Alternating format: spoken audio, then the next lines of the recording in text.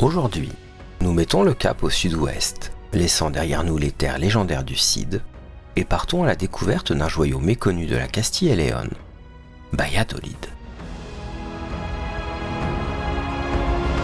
Cette cité, qui fut jadis le siège du pouvoir royal espagnol, s'apprête à nous dévoiler ses splendeurs. De la sérénité du parc Campo Grande aux fascinants édifices de la Plaza Mayor, en passant par la demeure où vécut le célèbre Cervantes, nous nous préparons à explorer Valladolid dans toute sa diversité, où l'art de rue prend vie à travers ses nombreuses statues en bronze disséminées dans la ville. Entre les places médiévales vibrantes et les œuvres d'art contemporain, la ville invite à une découverte captivante, où chaque coin de rue réserve une nouvelle surprise culturelle. Valladolid, cœur palpitant de la Castille, s'apprête à nous livrer ses secrets. Laissez-vous emporter par le charme de cette ville, où l'histoire et la modernité s'entremêlent dans une fascinante danse.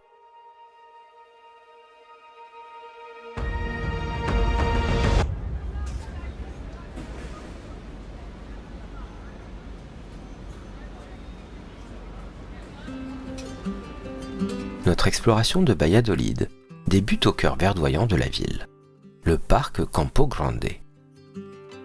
Dès nos premiers pas sur ces allées ombragées, nous sommes transportés loin du tumulte urbain. Le parc s'anime sous nos yeux.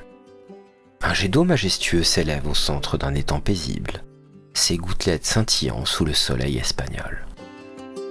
L'eau danse au rythme d'une mélodie silencieuse, offrant un spectacle rafraîchissant aux promeneurs. Des canards glissent gracieusement sur l'eau, suivis de près par une famille de poussins tout juste éclos. Leur duvet jaune et leur démarche maladroite ajoutent une touche de tendresse à ce tableau bucolique. En continuant notre visite, nous découvrons l'imposante fontaine de la renommée, érigée en 1883 au cœur des jardins. Conçue par l'architecte Antonio Iturralde et réalisée par le sculpteur Mariano Chicote, cette fontaine rend hommage à l'un des plus grands maires de Valladolid, Miguel Iscar, décédé en 1880. La sculpture en bronze représente une femme avec les ailes déployées, tenant une couronne de laurier dans la main gauche et soufflant dans une trompette, symbolisant la gloire, tandis que l'eau jaillit, créant un spectacle majestueux. Nous découvrons émerveillés 2 bébés pans. Et c'est la première fois que nous voyons ces créatures si jeunes. Leur fragilité et leur beauté nous émeut.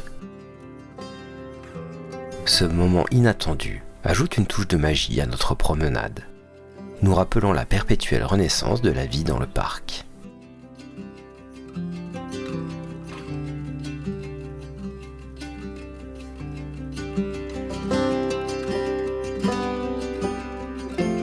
La fontaine du Cygne, œuvre de Gonzalo Bayon, datant de 1887, orne gracieusement la pergola du parc, témoignant de l'élégance architecturale et du raffinement paysager de l'époque.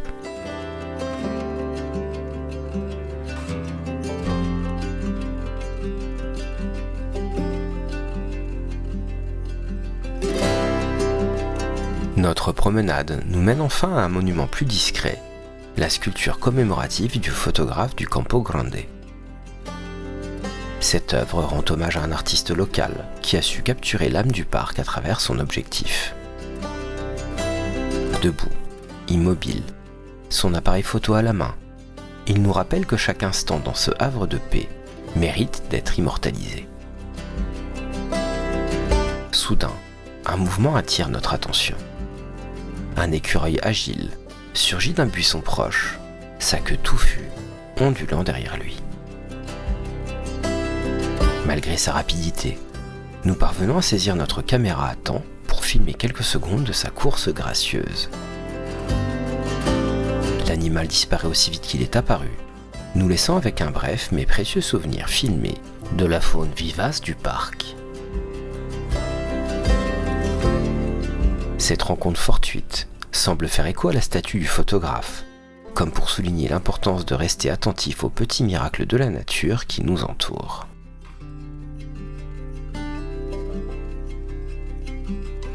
Le Campo Grande, avec ses habitants à plumes, ses œuvres d'art et sa nature luxuriante, n'est pas qu'un simple parc.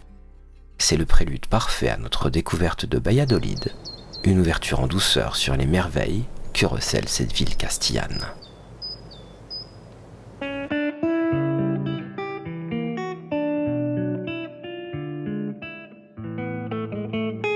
La Plaza Zoria, l'une des places les plus emblématiques de Valladolid, est un véritable carrefour entre l'histoire et la modernité.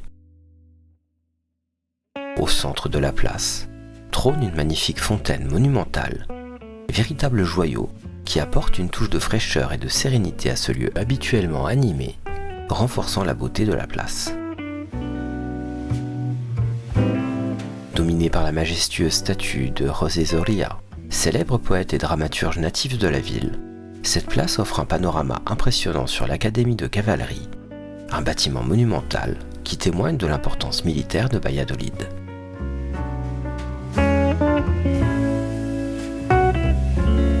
Entourée d'élégantes façades et d'espaces verts, la place constitue un point de départ idéal pour explorer la ville, reliant les aventures modernes aux ruelles historiques.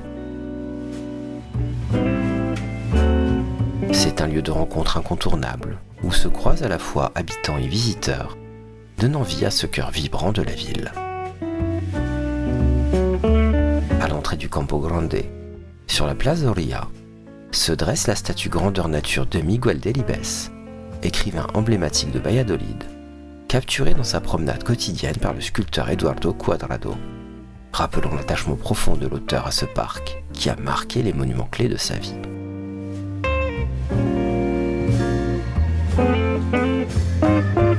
En nous aventurant dans la calle Miguel Iscar, nous découvrons une rue bordée de bâtiments, tous plus beaux les uns que les autres. C'est un endroit où le passé et le présent se rencontrent, qui nous invite à nous imprégner de l'âme authentique de la ville.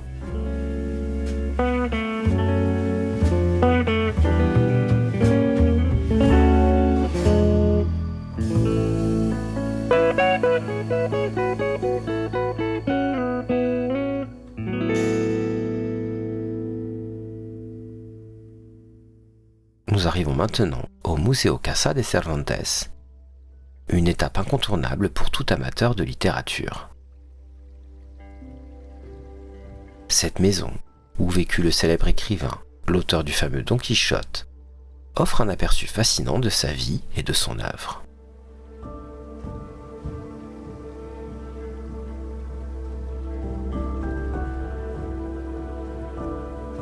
En parcourant les salles richement décorées, on ressent l'influence de l'environnement sur ses écrits.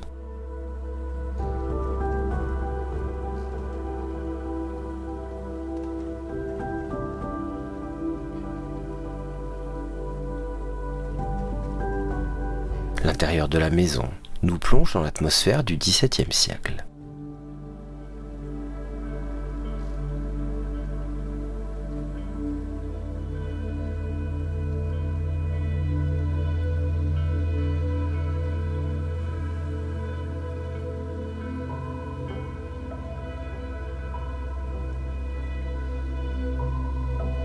La bibliothèque en particulier attire l'attention avec ses étagères chargées de livres anciens et de manuscrits, évoquant l'univers littéraire de l'écrivain.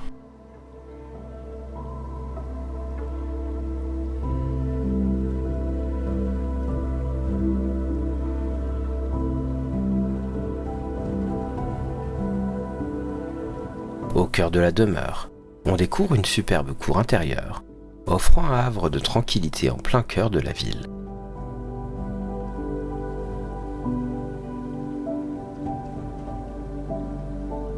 Pavée de pierres anciennes et ornée d'une fontaine centrale, cette cour est vraiment agréable et invite à la sérénité.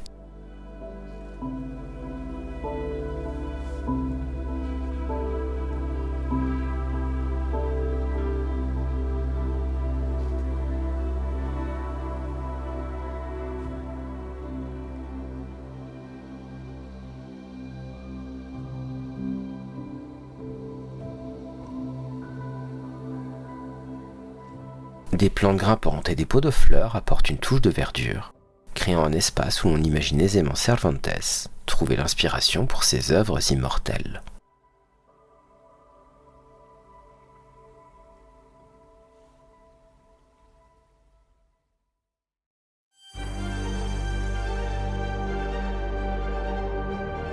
En nous dirigeant vers la Plaza Mayor, on découvre une statue commémorative dédiée aux gardiens de la ville, inaugurée en 1997 et créée pour rendre hommage aux agents de la police urbaine, soulignant leur rôle essentiel dans la sécurité et le bien-être des citoyens de Valladolid.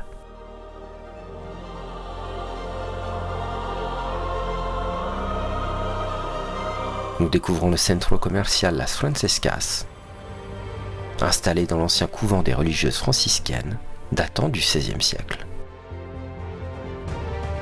L'architecture du centre conserve des éléments d'origine du couvent, comme ses élégantes arcades et sa cour intérieure, ce qui lui confère une atmosphère particulière.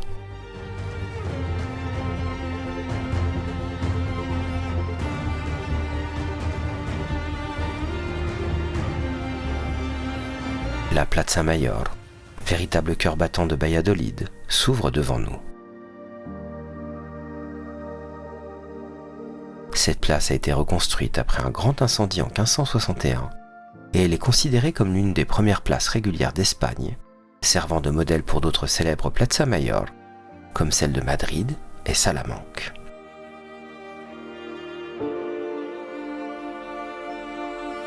Sa forme rectangulaire, avec des proportions équilibrées, est l'œuvre de Francisco de Salamanca, un architecte influent de l'époque. Au centre de la place se trouve une statue en bronze du célèbre amiral espagnol Don Miguel de Cervantes, ajoutant une touche historique et culturelle à cet espace vivant. La mairie de Valladolid, un imposant bâtiment néoclassique avec une tour centrale, domine la place et est un point de repère.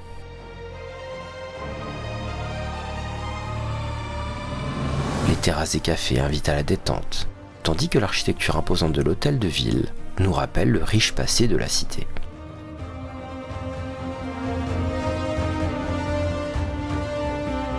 Notre chemin nous mène ensuite à l'Iglesia de la Pasión, où l'histoire et l'art contemporain se rencontrent de manière inattendue. Cette église, témoin de la ferveur religieuse de la ville, abrite actuellement une exposition d'art contemporain, créant un dialogue fascinant entre le sacré et le moderne.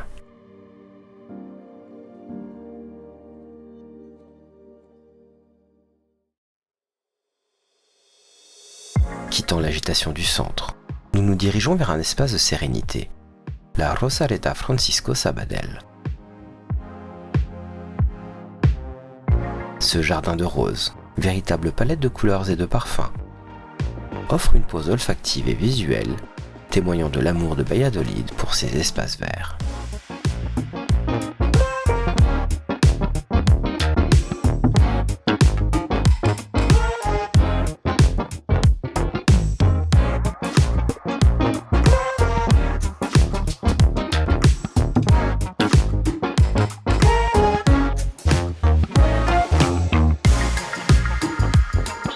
Ici, la surprenante Playa de las Moreras, une plage urbaine au bord du Rio Pisuerga, nous invite à une pause rafraîchissante. C'est l'occasion idéale de savourer un moment de détente bien mérité.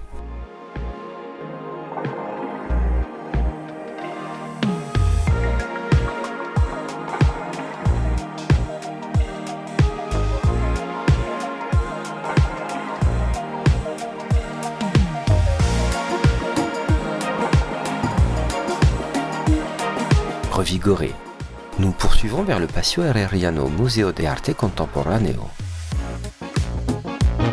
Logé dans un ancien monastère, ce musée marie avec brio l'architecture Renaissance et l'art contemporain, offrant une expérience culturelle unique. Notre exploration nous conduit ensuite à la Plaza de la Rinconada, où des vestiges romains témoignent de l'antiquité de la ville. Ces reliques, soigneusement préservées, nous rappellent que l'histoire de Valladolid s'étend bien au-delà du Moyen-Âge. Nous arrivons maintenant au Mercado del Bal. Ce marché couvert, récemment rénové, est un festival pour les sens. Les étals colorés regorgent de produits locaux, les odeurs alléchantes de la gastronomie castillane flottent dans l'air, et le brouhaha joyeux des commerçants et des clients crée une ambiance chaleureuse et authentique.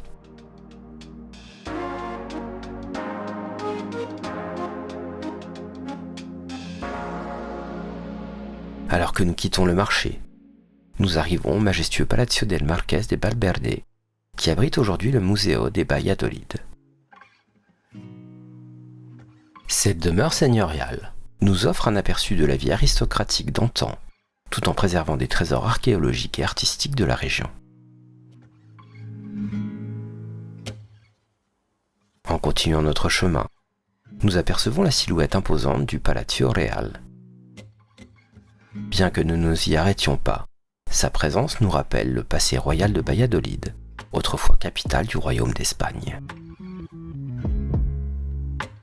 Non loin de là, le Palacio de Justicia se dresse fièrement, symbole de l'autorité judiciaire et témoin de l'évolution du système légal espagnol au fil des siècles. Notre parcours nous mène à une découverte surprenante, la Plaza del Viejo Coso. En pénétrant dans la cour intérieure, nous sommes saisis par l'atmosphère particulière qui y règne. Cette place circulaire, nichée au cœur de la ville, nous transporte instantanément dans une autre époque. Construite au XVIIIe siècle, c'était à l'origine une arène de tauromachie, l'une des plus anciennes d'Espagne. Le silence contraste avec l'agitation qui devait animer ces lieux lors des corridas d'antan. Aujourd'hui, transformée en complexe résidentiel, elle conserve sa forme circulaire caractéristique et son architecture unique. Cette reconversion réussie de l'ancien lieu de spectacle en espace de vie est un parfait exemple de la façon dont Valladolid a su préserver son patrimoine, tout en l'adaptant aux besoins modernes.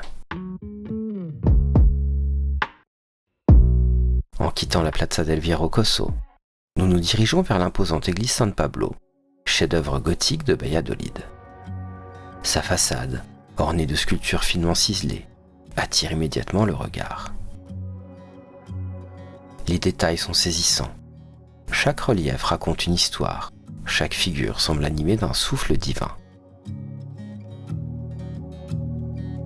Cette église, témoin de grandes heures de l'histoire espagnole, a vu passer des rois, des nobles et des dignitaires de la cour royale, et son architecture nous transporte à l'époque des rois catholiques.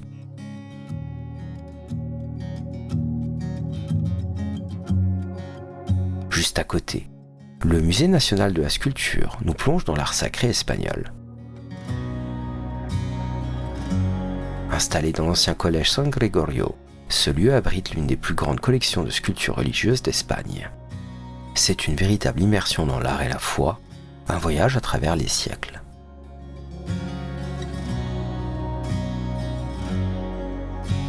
À quelques pas, le Monumento a Felipe II rend hommage au monarque qui fit de Valladolid la capitale de l'Espagne au début du XVIIe siècle.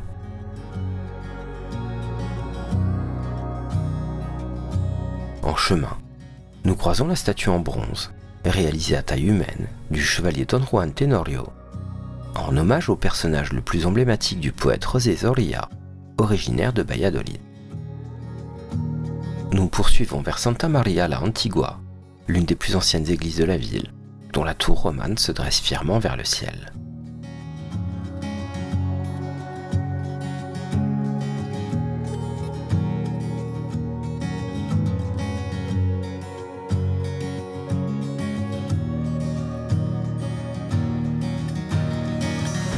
Le monument du Confrère, inauguré en 2020, et signé par le sculpteur Oscar Alvariño, rend hommage à la Semaine Sainte de Valladolid et aux confréries qui perpétuent cette tradition.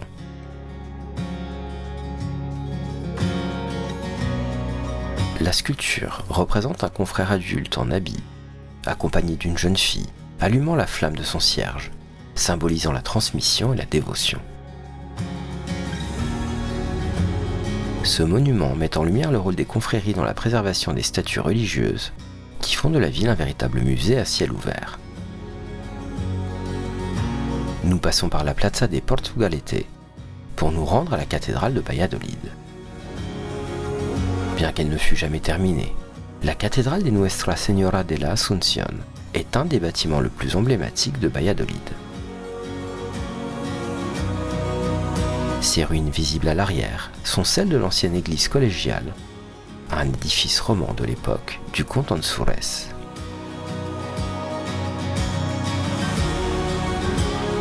La cathédrale possède une seule tour, l'autre ayant été gravement endommagée lors du tremblement de terre de Lisbonne en 1755 et s'est finalement effondrée près d'un siècle plus tard, au début du XXe siècle.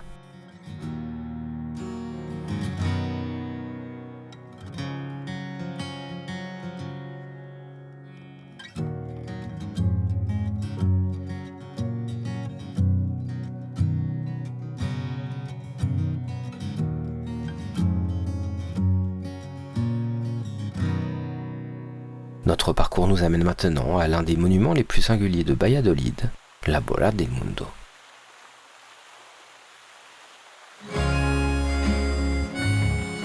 D'un diamètre impressionnant de 5 mètres, elle tourne lentement sur son axe, effectuant une rotation complexe toutes les 24 heures, à l'image de la Terre elle-même.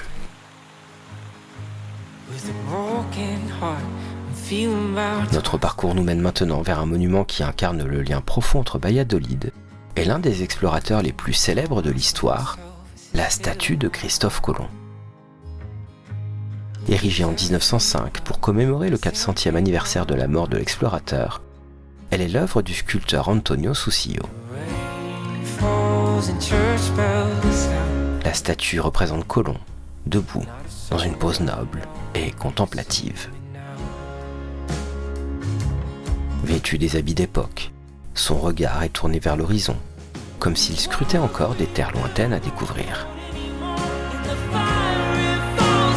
Ce qui rend cette statue particulièrement significative, c'est le lien profond entre Colomb et Valladolid.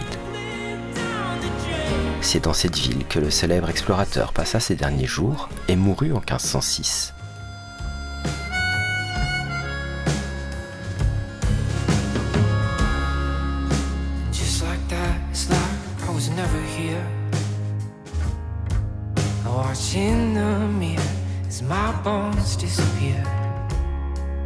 La maison où il vécut ses derniers moments, aujourd'hui transformée en musée, se trouve à quelques pas de cette statue.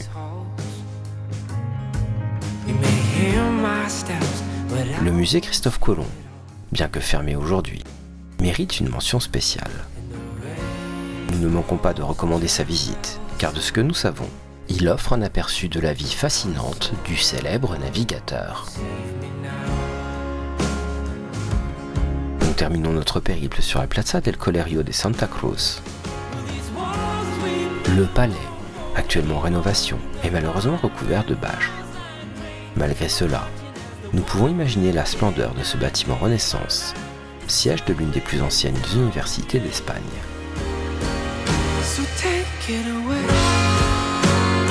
Alors que notre visite touche à sa fin, nous réalisons que Valladolid n'est pas simplement une ville, mais un véritable livre d'histoire à ciel ouvert.